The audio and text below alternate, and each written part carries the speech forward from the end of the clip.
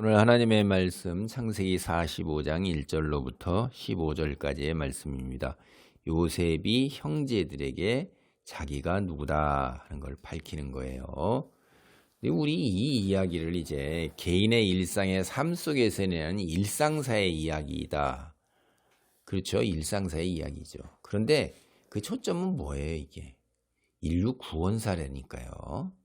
어떻게 해서 인류의 구원이 이루어져서 예수님이 이 땅에 오시게 되었는가, 그런 이야기를 갖다 전해주는 거지. 사람의 삶의 모습 속에서 하나님이 우리를 향해서 어떻게 복을 주시고 어떻게 역사하시고 뭐 그런 이야기를 전하고자 하는 게 아니에요. 너희 인간의 삶의 모습이 어떠한가를, 그걸 깨닫고 인간의 희노애락이 어떠한가를 봐라, 인간의 본성이 어떠한가를 봐라 하는 것, 그런 목적이 아닙니다. 이게 요셉이라는 사람이 얼마나 특별하게 하나님께 세워서 인류의 그 예수 그리스도가 이 땅에서 태어나게 하는데, 유다가 어떻게 해서 이스라엘 지파에 하나님의 택하신 왕으로 리더의 그 역할을 하게 되는지, 그게 어떻게 이루어지는가 하는 것, 이런 것들, 인류 구원 역사의 큰 흐름을 보도록 하면서 그 속에서 우리 인간의 본성이 어떠한가를 부수적으로 우리가 알 수 있게 되는 거예요. 그걸 잘 생각을 해보셔야 돼요. 그래서 요셉 이제 45장 1절 2절 보겠습니다. 요셉이 시종하는 자들 앞에서 그 정을 억제하지 못하여 소리질러 모든 사람을 자기에게서 물러가라 하고 그 형제들에게 자기를 알리니 그때 그와 함께한 다른 사람이 없었더라. 요셉이 큰 소리로 우니 애굽 사람들에게 들리며 바로의 궁중에 들리더라. 바로의 궁중 옆에 바로 국무총리의 집무실이 있는 거고 집이 있는 거죠. 이게 자기 집에서 지금 벌어지는 일이잖아요. 왜 그렇게 했겠어요? 우리도 아시죠? 조선시대에 보면 직위가 높은 사람들 궁궐 근처에 살면서 다 곧바로 이렇게 출근하고, 왕이 부르면 밤이라도 그냥 곧바로 쫓아가서 이렇게 하도록 다 돼 있어요. 어디나 다 그게 비슷한가 봐요, 그 형편은. 그런데 여기 중요한 게 이제 뭐냐면, 모든 사람을 자기들에게서 물러가라고, 형제만 남아 있어요. 그러니까 애굽의 그 시종들고 청지기지 뭐냐, 애굽 사람들 싹 다 물러가게 했다 이 말이에요. 물러가고 형제만 남았어요. 요셉이 지금 누가 된 거예요? 애굽의 국무총리가 아닌 요셉이 요셉으로 돌아온 겁니다. 이게 형제들과 함께하는 히브리 사람, 하나님을 믿는 사람으로 형제 하나로 돌아온 거예요. 이게 그렇죠. 그래서 다시 물러가라 하고 모든 사람을 물러가라고, 그와 함께한 다른 사람이 없었더라. 두 번이나 계속 나오는 이야기가 요셉이 요셉으로 돌아온 거다. 애굽의 국무총리에서 요셉으로 돌아온 거예요. 왜 이렇게 됐겠어요? 여러분, 우선 첫째, 요셉도 자기가 불효한 거를 알아요. 그렇죠? 제가 9년 정도 이제 7년간 풍년이 들었고 2년간 흉년이란 말이에요. 여기 6절 보면 이 땅에 2년 동안 흉년이 들었으나 아직 5년은 밭갈이도 못하고 추수도 못할지라, 이렇게 얘기하니까 우리가 9년이구나. 그럼 39살쯤 됐다 이 말이에요.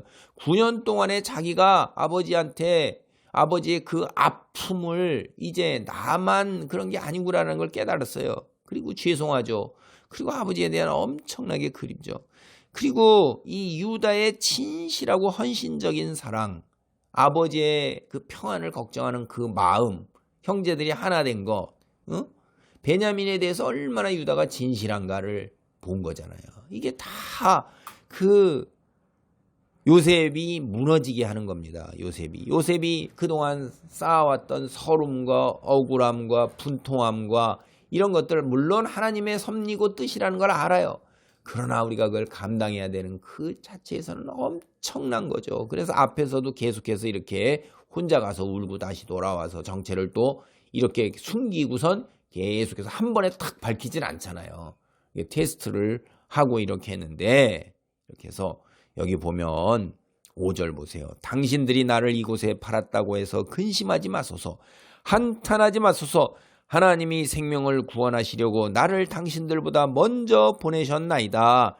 당신들이 나를 팔았다는 것으로 인해서 당신들도 20여 년 넘게 가슴에 죄책감으로 그걸 안고 살면서 그걸 다 깨달은 거, 그거 그렇게 이제 생각하지 말아라. 하나님의 역사다. 물론 겪은 나는 하기 힘든 거죠. 그러나 그거를 지적으로 하나님의 역사라는 걸 믿음으로 아는 거예요. 그래서 여기 7절 보면 하나님이 큰 구원으로 당신들의 생명을 보존하고 당신들의 후손을 세상에 두시려고 나를 당신들보다 먼저 보내셨나니 그런즉 나를 이리로 보내니는 당신들이 아니요 하나님이시라. 하나님이 나를 바로에게 아버지로 삼으시고 그 온 집의 주로 삼으시고 애국 온 땅의 통치자로 삼으셨나이다. 신앙 고백이잖아요. 여기에 7절에 당신들의 후손을 세상에 두시려고 할 때요. 후손이란 말은 거의 대부분의 거의 영역 성경들이 신약에 들여오면 우리 남은 자라는 거죠. 렘넌트란 말을 씁니다. 렘넌트. 이 남은 자는 신학에서 굉장히 중요한 아주 핵심적인 거예요. 이게. 누구나 다 하나님께서 세상에 남은 자를 두지 않으셨다면 세상에 구원받을 자가 하나도 없는 거예요. 하나님께서 택하여 남은 자를 두셨기에 그 남은 자가 어떻게 된 거예요? 구루터기잖아요. 뒤에 가면 또 구루터기로 나오잖아요. 그 구루터기가 있어서 전해져서 예수님께서 거기에서 탄생을 하시고 또 신약 시대에 와서도 교회에서 종말 때에 사랑이 식어지고 불법이 성행하면서 많은 이들이 떠나는데도 하나님께서 택하여 세우신 자들은 여전히 충성되게 남아있고 진실되게 남아있어요. 세상의 것보다도 영원히 뛰어 사는 삶을 산다. 이게 쉬운 일이 아니죠. 당장 내게 죽음이 닥쳐오고 경제적 어려움이 닥쳐오고 세상의 조롱과 멸시가 닥쳐오는데 어떻게 그걸 감당할 수 있겠어요? 예수님의 12제자가 3년 동안 쫓아내는데 죄다 다 도망갔어요. 이게 인간이에요. 지금 당장 즉각적으로 벌어지는 거 감당하고 미래에 있을 것에 믿음으로 내가 지금 거를 다 포기한다? 이거 우리는 거의 불가능에 가까운 겁니다. 하나님께서 우리를 덜어주시고 지키시고 보호하지 않으시면 가능한 게 아니에요. 그래서 여기도 보세요. 싹 다 죽어버릴 텐데 당신들의 남은 자를 세상에 두시려고 하는 거예요. 굉장히 중요한 말입니다. 그래서 이 말 참 엄청난 거예요. 다 하나님의 구원 역사 속에서 이루어지는 것이다. 그 속에서 우리가 택하여 세우면서 무엇을 우리가 한다 할지라도 그것조차도 완전하신 하나님께서 다 당신의 뜻과 계획의 안에 다 이루어 가시는 거예요. 그게 전지전능하신 하나님이시죠.